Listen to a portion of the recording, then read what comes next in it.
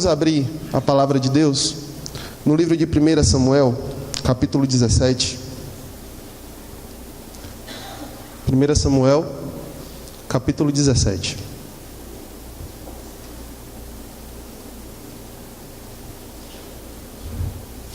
Vamos fazer a leitura do verso 45 a 47. 1 Samuel, capítulo 17, verso 45 a 47. Diz assim: Davi, porém, disse ao filisteu: Tu vens a mim com espada e com lança e com escudo. Eu, porém, vou contra ti em nome do Senhor dos exércitos, o Deus dos exércitos de Israel, a quem tens afrontado. Hoje mesmo o Senhor te entregará nas minhas mãos. Ferir-te-ei, tirar-te-ei a cabeça, e os cadáveres do arraial dos filisteus darei hoje mesmo às aves do céu e às bestas feras da terra, e toda a terra saberá que há Deus em Israel. Saberá toda esta multidão que o Senhor salva, não com espada, nem com lança, porque do Senhor é a guerra, e Ele vos entregará nas nossas mãos. Amém. Irmãos, o que me levou a trazer essa mensagem hoje pela manhã, inspirada em Davi, foi uma das lições que o pastor Marcos falou na semana passada, e que me balançaram bastante. Ele perguntou quais são os nossos modelos. Quais são os seus modelos? Quem são aquelas pessoas que nós podemos olhar para a vida e basear a nossa vida, a atitude que nós temos, em experiência que aquelas pessoas passaram?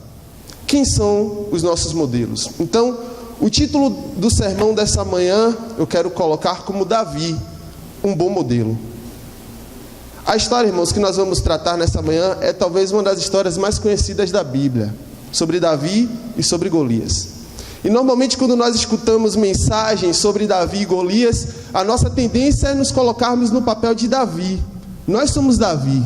Eu tenho um inimigo a enfrentar, eu tenho um gigante a derrotar, eu tenho um problema que eu preciso vencer, então eu sou Davi, eu sou fraco, enquanto o meu problema é grande, mas entretanto, no poder de Deus, eu vou derrotá-lo. A perspectiva que eu quero trazer para nós nessa manhã é um pouco diferente, irmãos. Nós não somos Davi. Davi é Cristo. Nós somos o exército de Israel, fugindo de medo dos nossos problemas.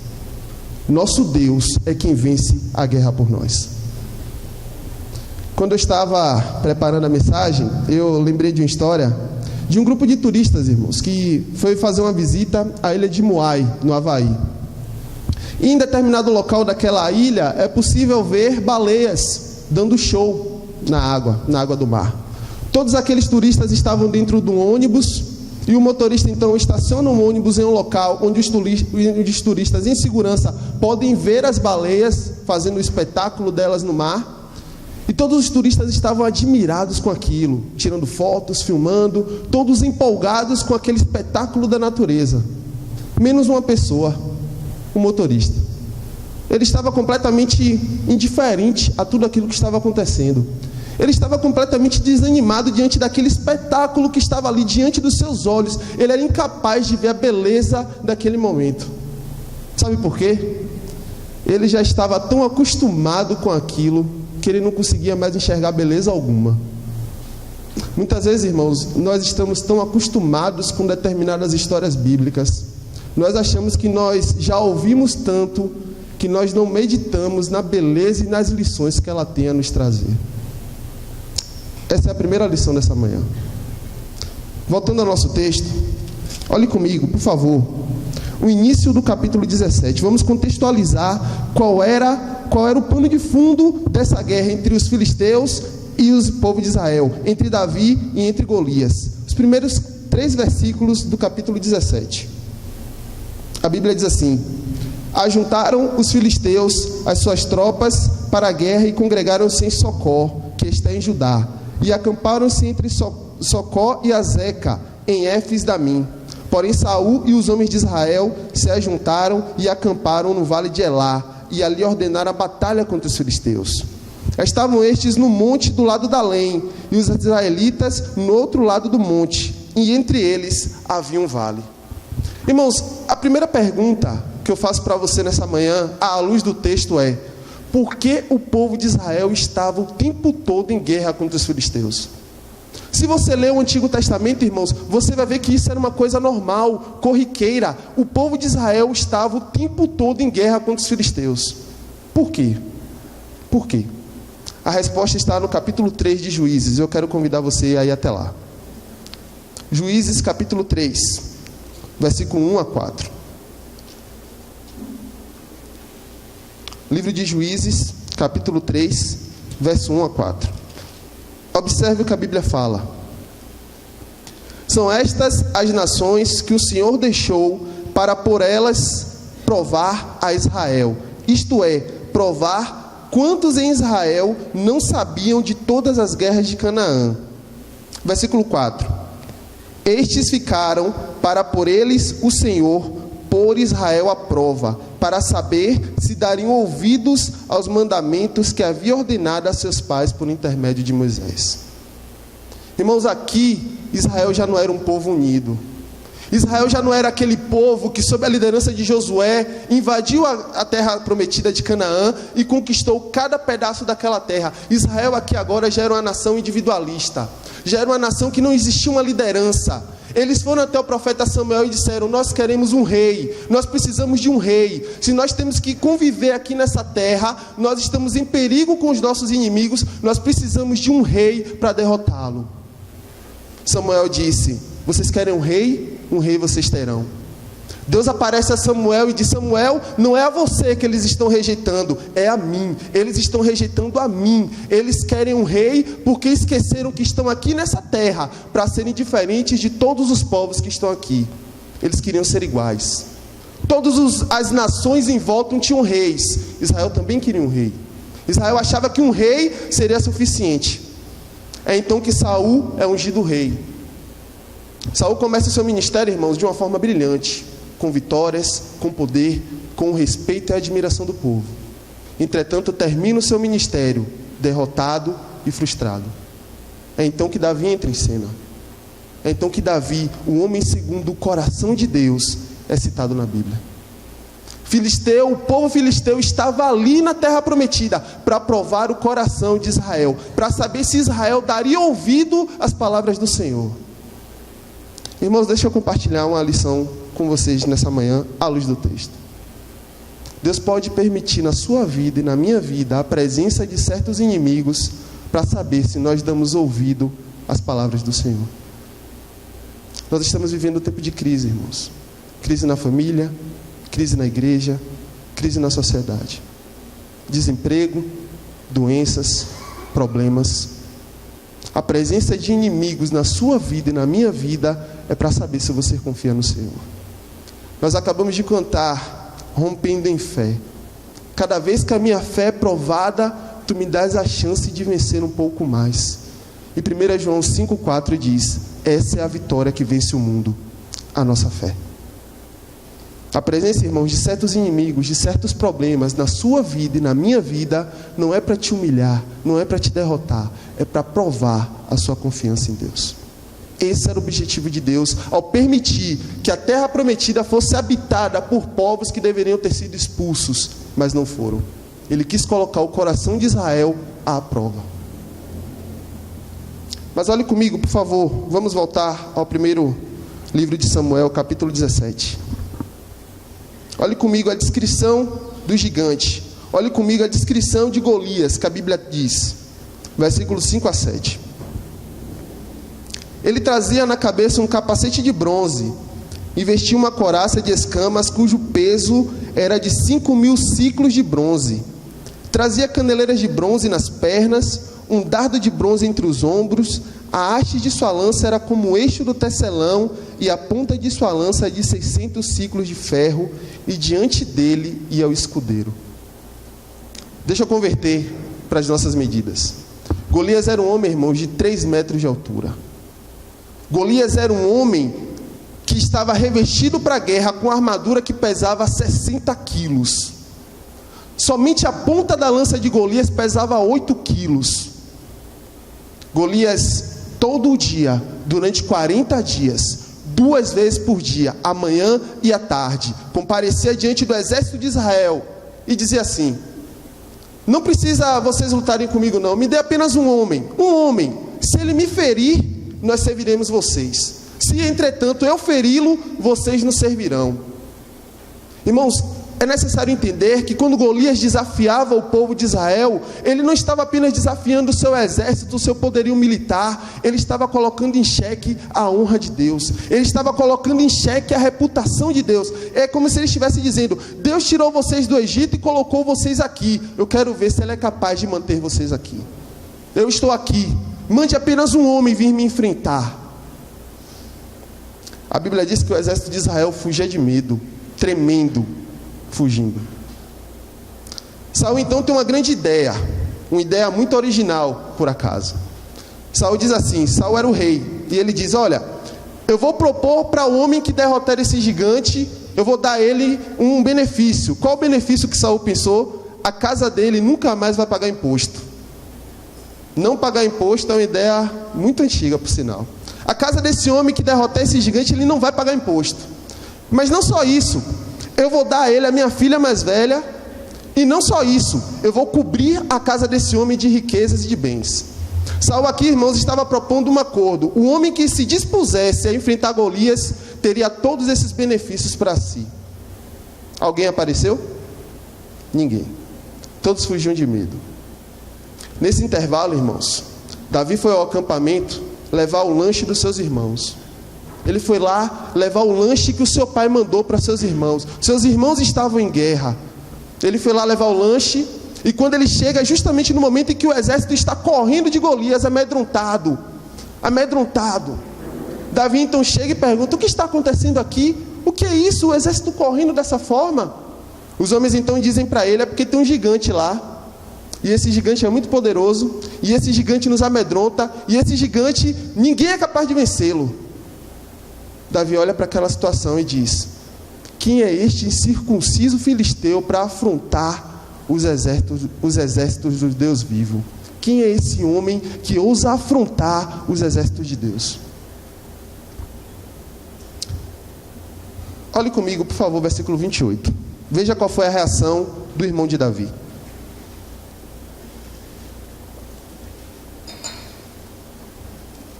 Verso 28 diz assim: ouvindo Eliabe, seu irmão mais velho, falar aqueles homens, acendeu-se-lhe a ira contra Davi e disse: por que desceste aqui? E a quem deixaste aquelas poucas ovelhas no deserto? Bem conheço a tua presunção e a tua maldade. Desceste aqui apenas para ver a peleja. O irmão mais velho de Davi estava dizendo: o que é que você veio fazer aqui, Davi? Você está aqui fazendo o quê? Eu conheço a tua maldade, eu conheço que você é presunçoso. Aliás, você deixou aquelas ovelhas lá com quem? Irmãos, quem está falando aqui é o irmão de Davi. E eu quero olhar esse versículo, extraindo dele algumas lições para nós. À luz desse versículo, irmãos, você conhece alguém que se propõe a mudar, que se propõe a avançar o trabalho de Deus, que não enfrente críticas? Você conhece alguém? Você conhece alguém que se levanta e diz: não, gente, isso está errado. Isso está errado. Quem é esse homem que afronta os exércitos de Deus dessa forma? Que esse homem não enfrente críticas. E aqui Davi está enfrentando, irmãos, uma crítica que não é aquela crítica construtiva, aquela crítica de quem ama você, aquela crítica que visa o seu bem, é aquela crítica que visa derrubar você. O que é que você está fazendo aqui, Davi? Eu conheço a sua presunção. Irmãos, a crítica dói mais quando ela vem de alguém que deveria estar do nosso lado. É verdade ou não é? Eliabe era o irmão de Davi. Eliabe deveria estar do lado de Davi. Mas não só isso, irmãos. Eliabe era o irmão mais velho, Davi era o caçula. O que isso significa? Eliabe viu Davi crescer. Eliabe conhecia o caráter de Davi. Eliabe viu Davi dar os seus primeiros passos. E ele sabia que aquele homem era um homem reto. Ele sabia que aquele homem era um homem íntegro. Mas ele olha para Davi e diz: eu sei que você é presunçoso. Você é maldoso. E Davi tinha ido lá, irmãos, apenas levar o lanche para aquele irmão. Nada Nada é mais maléfico para a família, para a igreja, do que, irmãos, em vez dela estar junta, guerreando contra o inimigo externo, ela se volta e briga internamente. Isso é a pior coisa que pode acontecer. Enquanto os inimigos são externos, a família se volta, o marido se volta para a mulher se volta para o marido, o pai se volta contra o filho contra o pai, e aquela família que deveria estar unida, junta, guerreando contra o inimigo externo, está guerreando entre si, gastando energia, drenando forças, perdendo o seu testemunho. Mas à luz desse versículo, irmãos, quando é que a crítica dói mais? A crítica dói mais quando ela é contínua. Olha o versículo 29, olha a resposta de Davi. Observe a resposta que Davi deu a Eliabe. Que te fiz eu agora? Fiz somente uma pergunta. Chega a ser irônico, irmãos. Davi está dizendo, o que foi que eu te fiz? Eu fiz apenas uma pergunta. Parecia, irmãos, que a crítica de Eliabe a Davi era algo constante, era algo insistente. Quem sabe a crítica de Eliabe a Davi tem aumentado depois que Davi tenha sido ungido rei. Porque nessa altura Samuel já esteve na casa de Davi e ele já era rei, ele já tinha sido ungido rei. E a Bíblia diz que quando Samuel chega na casa de Jessé, ele olha para Eliabe e diz, o rei é esse. Deus disse, pera aí Samuel, você só está olhando a capa, eu vejo o coração. Chame seus filhos, Jessé. Jessé então coloca 7 filhos e Samuel sai, não é esse, não é esse, não é esse, não é esse, não é esse. Tem mais algum aí? Aí Jessé, tem um caçula lá no campo, lá, um pastorzinho de ovelhas. Chame ele. Chame ele. É quando Davi chega, irmãos. E Deus diz, é esse. Aquele homem que seria conhecido mais tarde como um homem segundo o coração de Deus. Naquele momento ele estava enfrentando crítica da sua própria família. Meu querido irmão, minha querida irmã, você tem enfrentado críticas no seu trabalho? Você tem enfrentado críticas dentro do seu seio familiar? Você tem lutado, em vez de com inimigos externos? A Bíblia diz que os inimigos do homem serão os da sua própria casa. Você tem lutado com isso? Se você tem lutado com isso, eu quero dar um conselho para você. É o que Davi fez. Olha o versículo 30. Desviou-se dele para outro e falou a mesma coisa. Desvie-se, saia, não responda. Irmão, se no seu trabalho você tem enfrentado dificuldades, eu quero dizer para você uma coisa: você não está no seu trabalho para ganhar salário. Você não está no seu trabalho para simplesmente manter e prover a sua família. Você está no seu trabalho para ser um testemunho vivo da glória de Deus. Você está no seu trabalho para ser testemunha da glória de Deus. Você não está lá apenas para ganhar o seu salário. Se você tem enfrentado dificuldades, minha querida irmã, querido irmão, desvie-se, porque senão você vai perder o foco, você vai perder o seu testemunho, você vai perder sua alegria. Mas observe comigo, irmãos, o versículo 38 a 40. Veja um fato interessante. Verso 38 a 40. A coragem de Davi se fez conhecida até mesmo do rei Saul. E no versículo 38 a 40, Saul chama Davi e diz a Davi: olha, você é apenas um garoto, você é apenas um adolescente, você não tem como vencer aquele gigante. É então, irmãos, que Davi começa a lembrar aquilo que Deus fez lá no passado na vida dele. Davi diz: olha, eu sou pequeno, eu sou jovem, eu sou inexperiente, mas eu quero dizer para você, rei, eu já matei um leão e já matei um urso pelo poder de Deus. Foi Deus quem me deu aquela vitória contra os animais, e da mesma forma é Ele que vai me dar a vitória contra esse gigante. É Ele que vai me dar a vitória contra Golias. Não é a minha força, não é o meu poder, eu vou até Ele na força do Senhor dos Exércitos.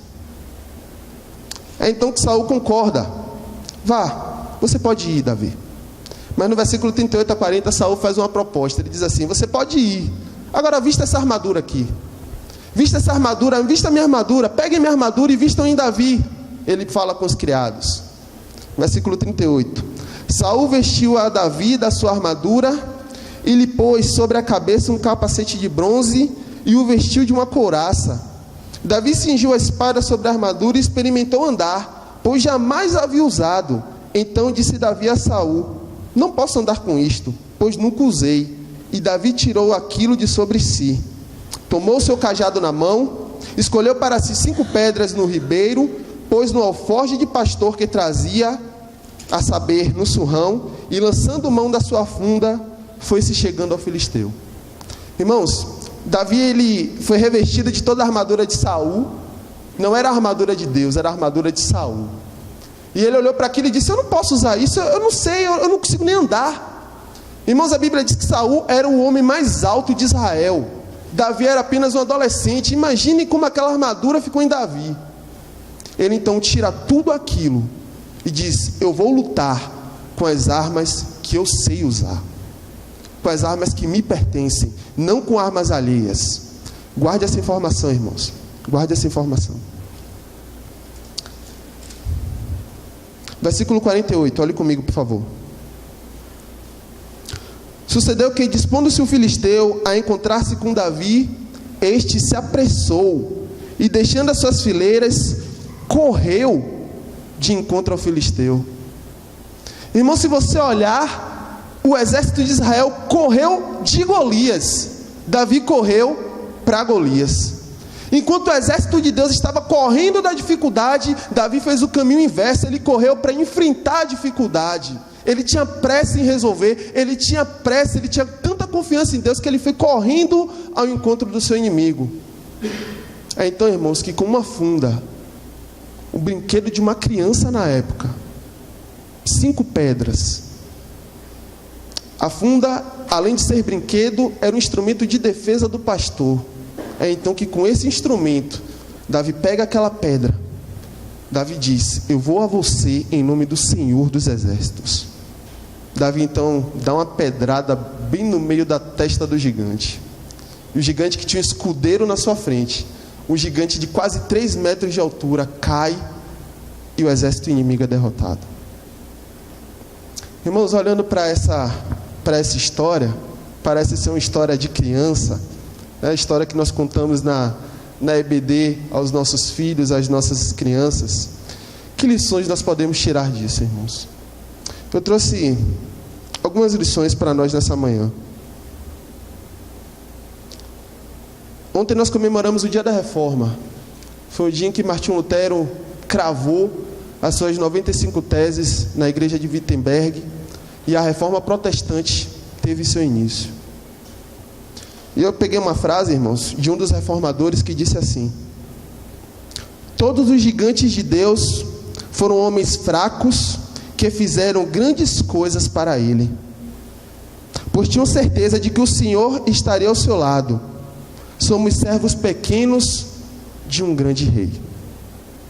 Irmãos, nós somos fracos. Nós somos como aquele exército de Israel que foge diante das dificuldades, fugiu diante dos inimigos. O nosso rei, o Senhor dos Exércitos, é quem luta por nós. Irmãos, a primeira lição, nós já comentamos sobre isso. Da mesma forma que Deus permitiu que os filisteus continuassem na terra para provar o coração de Israel, Deus pode permitir a presença de certos problemas na sua vida para provar o seu coração. Desemprego, um problema de saúde, um problema familiar, alguma dor. Deus pode permitir que isso esteja presente na sua vida para provar se a sua confiança está em Deus ou na força do seu braço. A segunda lição, irmãos, que nós podemos aprender é que nós precisamos nos indignar com o pecado.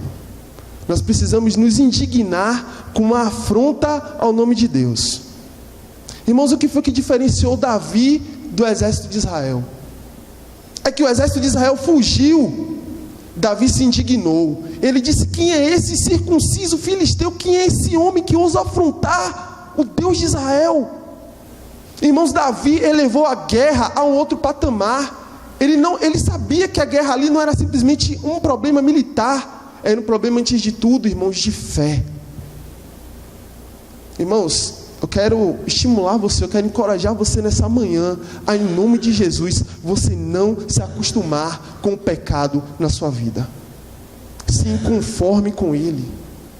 Talvez você olhe para algum problema, algum pecado na sua vida e você diga: não, mas é o meu jeito, não, eu sou assim, não, isso não tem mais solução, eu tenho que me acostumar com isso. Não se acostume, reaja em nome de Jesus. Foi isso que Davi fez. Ele olhou para a mesma situação, para o mesmo problema, e ele disse: não, eu não posso ir adiante, a gente não pode, irmãos, continuar com esse problema aqui. Precisamos resolvê-lo. Há uma citação que eu achei muito interessante, que diz assim: alguém disse bem, aos que fazem as coisas acontecerem, aos que assistem enquanto as coisas acontecem, entretanto há outros que nem sabem que algo está acontecendo. Eu quero parabenizar as mulheres dessa igreja pela iniciativa que tiveram de fortalecer a comunhão entre elas, de fortalecer a comunhão, a amizade, a convivência. Porque, irmãos, quando nós colamos os escudos uns nos outros, o inimigo é mais facilmente derrotado. A terceira lição, irmãos, as críticas devem fazer você recorrer ao poder de Deus, porque Deus pode usar você exatamente como você é. Enquanto os inimigos olhavam para Davi e diziam: você é fraco, você é jovem, você é inexperiente, Davi olhou para o seu passado e disse: até aqui o Senhor me ajudou, eu vou enfrentar esse gigante no poder de Deus. Deus pode usar você exatamente como você é nessa manhã, meu irmão. Eu quero, a título de exemplo, trazer para você a história de uma mulher chamada Fanny Crosby. Pastor Marcos já falou dela algumas vezes aqui. Irmãos, essa mulher ficou cega às 6 semanas de idade. Ela tinha 6 semanas e ela precisou fazer uma cirurgia. E o médico que foi operá-la fez um procedimento equivocado e ela ficou cega. Aquela mulher, irmãos, compôs mais de 9.000 hinos do cantor cristão. 9.000 hinos, alguns deles estão no cantor cristão, outros não. Mas ela nunca se lamentou pelo fato de ter ficado cega. Dias antes da sua morte, ela disse o seguinte: creio que a maior bênção que o Criador me proporcionou foi quando permitiu que a minha visão externa fosse fechada. Consagrou-me para a obra pela qual me fez. Eu nunca conheci o que é enxergar, e por isso não posso compreender a minha perda, mas tive sonhos maravilhosos. A perda da minha visão não foi perda nenhuma para mim. Aquela mulher, irmãos, que passou a vida inteira sem enxergar, ela pôde olhar para a sua vida e dizer: isso não foi perda nenhuma para mim. Deus me usou, Deus me consagrou para a obra para a qual Ele me fez. Deus pode usar você nessa manhã, assim como você é. Entretanto, irmãos, há uma quarta lição. Da mesma forma que Davi se despiu das armas de Saul, da armadura de Saul, eu quero dizer para você: não lute essa guerra com armas alheias. Não lute. Se o seu inimigo ataca você, se o seu inimigo calunia você, não devolva isso a ele. Vamos até o Evangelho de Mateus, capítulo 5, verso 43.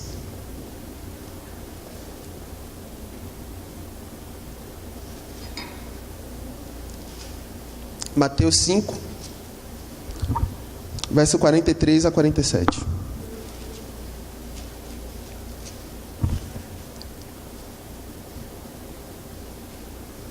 Ouvistes o que foi dito: amarás o teu próximo, odiarás o seu inimigo. Eu, porém, vos digo: amai os vossos inimigos e orai pelo que vos persegue, para que vos torneis filhos do vosso Pai Celeste, porque Ele faz nascer o sol sobre maus e bons, e vir chuvas sobre justos e injustos. Porque se amardes os que vos amam, que recompensa tereis? Não fazem os publicanos também o mesmo? E se saudardes somente os vossos irmãos, que fazeis demais? Não fazem os gentios também o mesmo? Irmão, se o seu inimigo calunia você, se o seu inimigo machuca você, não lute essa guerra com as armas que ele usa.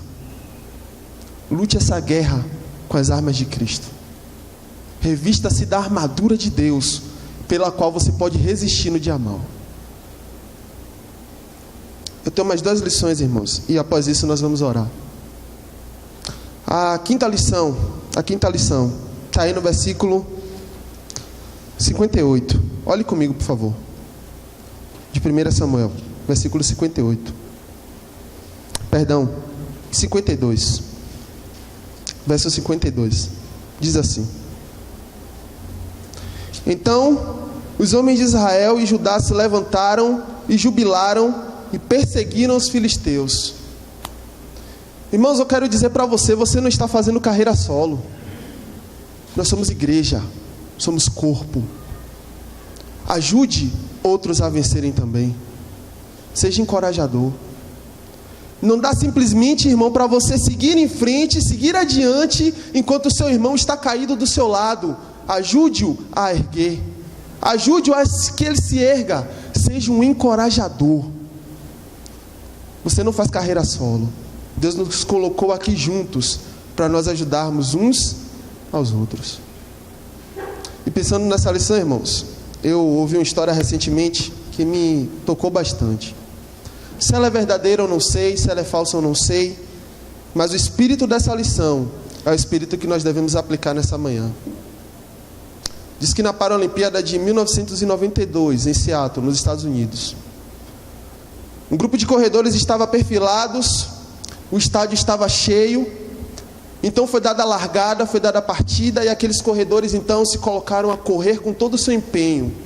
Eles eram deficientes físicos, alguns deficientes mentais, todos com algum tipo de deficiência.